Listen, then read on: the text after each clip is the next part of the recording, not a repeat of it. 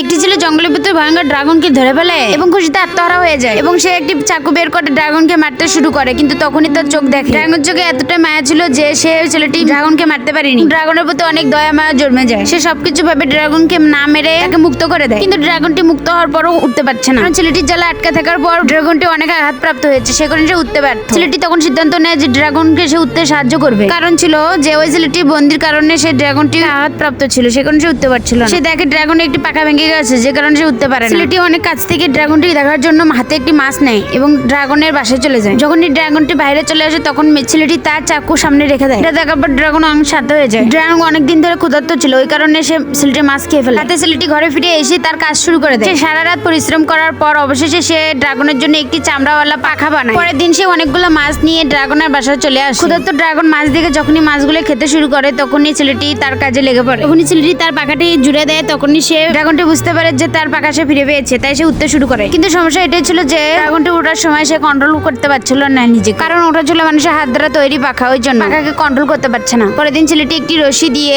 ড্রাগনকে আটকে রাখে এবং পাখাটিকে নিজের আয়ত্ত আনা শেখায়। ড্রাগনটি অনেকবার চেষ্টা করে ওড়ার জন্য, কিন্তু প্রত্যেকবারের মতো সে নিজেকে কন্ট্রোল করতে পারে না। বেশ কয়েকদিন পরিশ্রমের পর ড্রাগনটি উঠতে সফল হয়ে যায়, কিন্তু তারপরও সে ছেলেটির প্রয়োজন ছিল তার। ছেলেটিকে ছাড়া ড্রাগনকে নিজেকে কন্ট্রোল করতে পারছিল না। তখনই ছেলেটির মনে পড়ে যায় যে আজ তো ড্রাগনকে কন্ট্রোল করার প্রতিযোগিতা আছে, জন্য সে বিনা ভয়ে সেখানে পৌঁছে যায়, কারণ সে এখন ড্রাগনকে কন্ট্রোল করা শিখে গেছে। প্রথমবার একটি ভয়ঙ্কর ড্রাগনকে মাটির মধ্যে ছেড়ে দেওয়া হয়। সবগুলো প্রতিযোগী ওর দুই মাথা দেখে সে ভয় পেয়ে যায়। ছেলেটি ভয়কে তার কন্ট্রোলে নেয় এবং ড্রাগনকে ঘরের ভিতর যাতে সাহায্য করে, যেরকম সে তার পালিত ড্রাগনের সাথে করতো সেরকমটাই সে করেছে। মাত্র কয়েক সেকেন্ডের মধ্যে সে ড্রাগনকে আবার ওই পিঞ্জরার মধ্যে বন্ধ করে দেয় এবং প্রথম রাউন্ড জিতে যায়। সব প্রতিযোগী অনেক চিন্তা ভাবনা করছিল, কারণ এই পদ্ধতি কারোরই জানা নাই। বন্ধুরা, তারপর কি হলো জানতে আমার চ্যানেলটা লাইক করে সাবস্ক্রাইব করো এবং কমেন্ট বক্সে পার্ট 2 লিখে যাও।